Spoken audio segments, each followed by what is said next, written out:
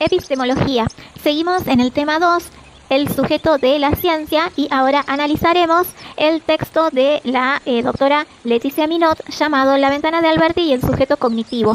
El artículo examina la influencia de la perspectiva artística, específicamente la ventana de Alberti, en la conceptualización del sujeto cognitivo dentro de la filosofía y la epistemología. Minot argumenta que la metáfora de la ventana de Alberti no solo ha sido utilizada en el ámbito del arte, sino que también ha permeado en la forma en que entendemos el conocimiento y la posición del sujeto en relación con el objeto conocido. Los principales puntos del artículo son los siguientes. 1. La ventana de Alberti como metáfora.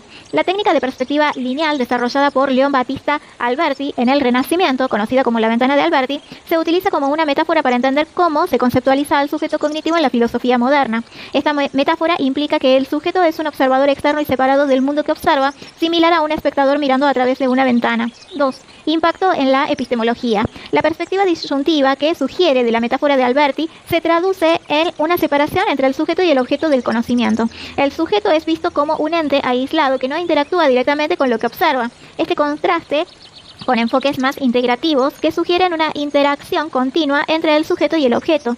3.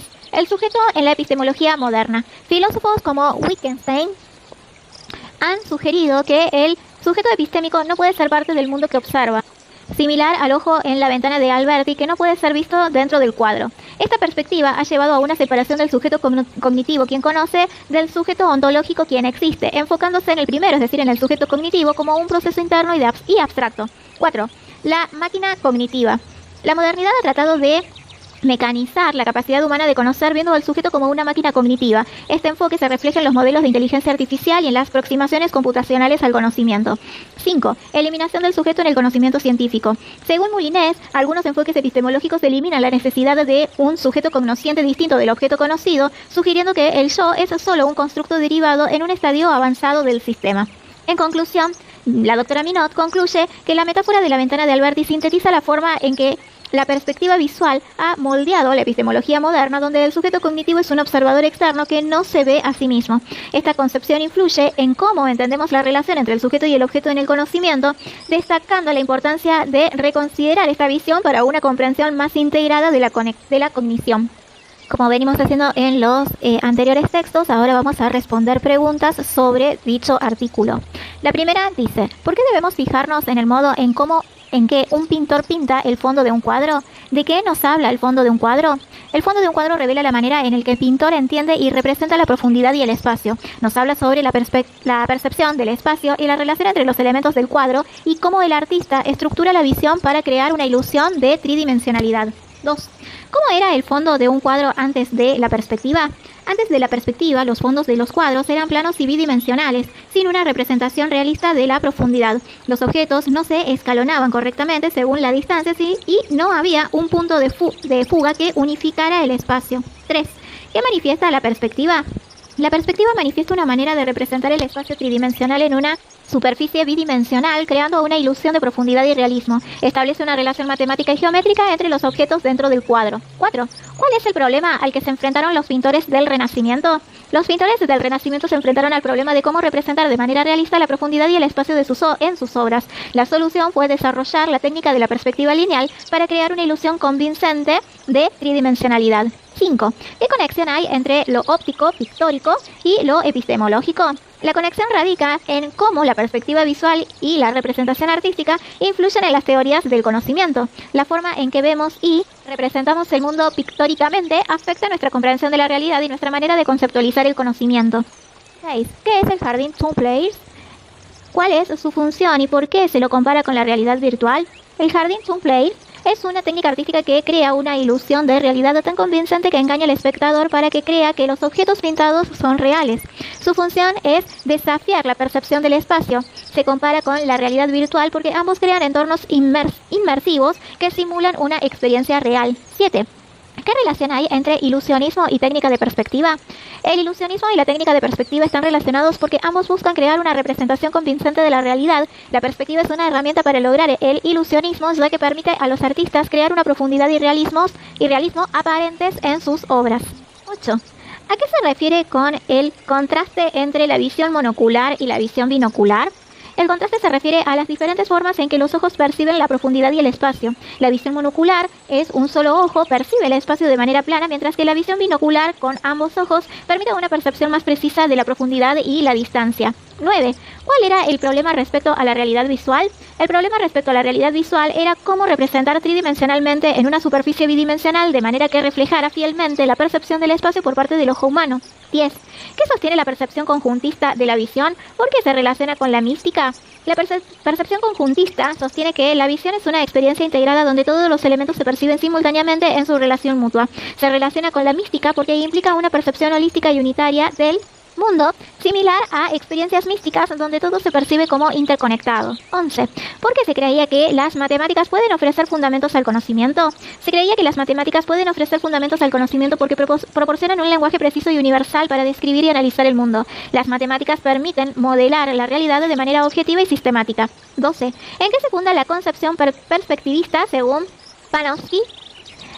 Según Panofsky, la concepción perspectivista se funda en la idea de que el espacio es homogéneo e infinito y que puede ser representado matemáticamente a través de un punto de vista fijo y una serie de reglas geométricas que dictan la relación entre los objetos en el espacio.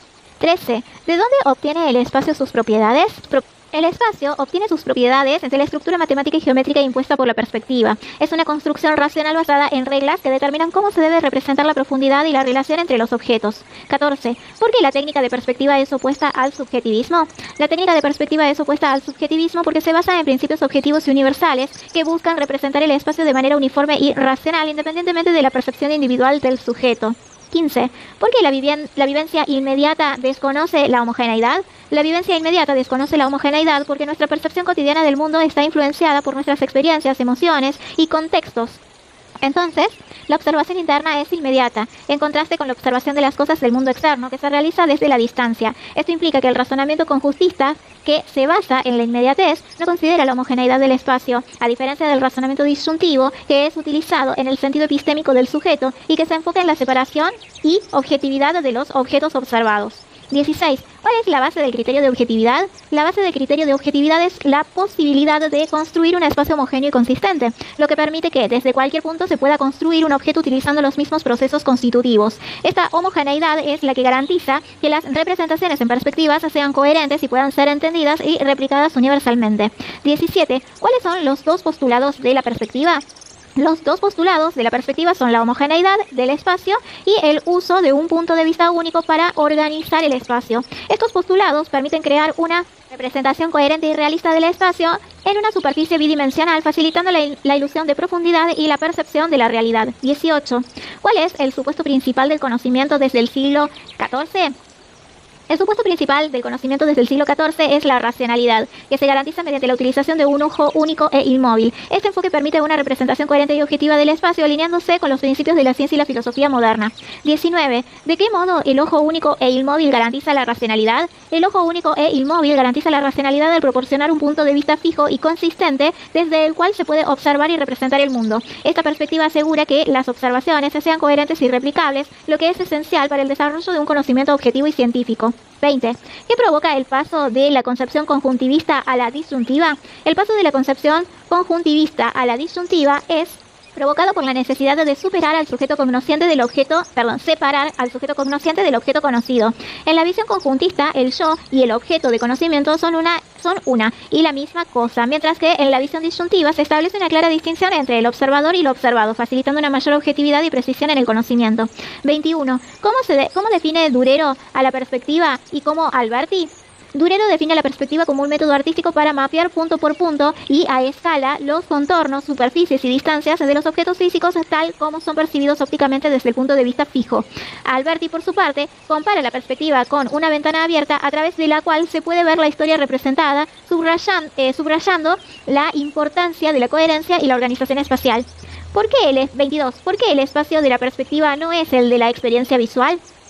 El espacio de la perspectiva no es el de la experiencia visual, porque la perspectiva lineal crea una representación idealizada y organizada del espacio, mientras que la experiencia visual es más inmediata y subjetiva, influenciada por la percepción y el contexto del observador. La perspectiva busca una objetividad que no necesariamente coincide con la experiencia visual directa. 23. ¿Qué comprende la modernidad? La modernidad comprende una visión del conocimiento y del mundo donde el sujeto, quien ordena la representación, no puede ser representado sin crear paradojas. Esto se ejemplifica con la idea de que el sujeto es un límite del mundo y no pertenece al mundo mismo, similar a cómo el ojo no puede verse a sí mismo dentro del campo visual. 24. ¿Qué implica que el sujeto y el objeto sean concebidos como separados? La separación entre sujeto y objeto implica que el sujeto es visto como una entidad idealmente desvinculada de los mundos natural y social. Esta concepción facilita la objetividad y el progreso de las ciencias al permitir una distinción clara entre el observador y el observado, aunque en la actualidad se ve como un obstáculo. 25. ¿Qué diferencia hay entre el sujeto en sentido epistemológico y en sentido ontológico? El sujeto epistemológico se refiere al sujeto del conocimiento, el ojo que observa y representa el mundo sin poder representarse a sí mismo. En cambio, el sujeto ontológico se refiere al ser en su totalidad, incluyendo su existencia y naturaleza. La visión epistemológica separa al sujeto del objeto del conocimiento, mientras que la visión ontológica los considera en conjunto. 26. ¿Qué relación hay entre el sujeto epistémico y el ojo fijo de la ventana de Alberti? El sujeto epistémico es análogo al ojo fijo de la ventana de Alberti, en que ambos se consideran puntos de observación ideales que organizan y estructuran el conocimiento o la representación visual del mundo. Este sujeto epistémico es pensado como un proceso intrínseco, al igual que el ojo fijo, que no se puede ver a sí mismo, pero ordena la visión del mundo. 27. ¿Qué es el sujeto como máquina cognitiva? El sujeto como máquina cognitiva es una concepción donde el sujeto se ve como un sistema procesador de información similar a una máquina. Esta idea refleja un enfoque en el funcionamiento interno y en los procesos cognitivos del sujeto, destacando una visión mecanicista del conocimiento y la percepción. 28. ¿Qué sostiene la tesis de Toyn-Chuch? Menciona las diferentes versiones. La tesis de Toyn-Chuch sostiene que cualquier función que puede ser calculada por un algoritmo puede ser realizada por una máquina de Toyn. Las diferentes versiones de esta tesis incluyen interpretaciones sobre la capacidad de computación de las máquinas en comparación con los procesos mentales humanos y su aplicabilidad en diferentes campos de la matemática y de la lógica.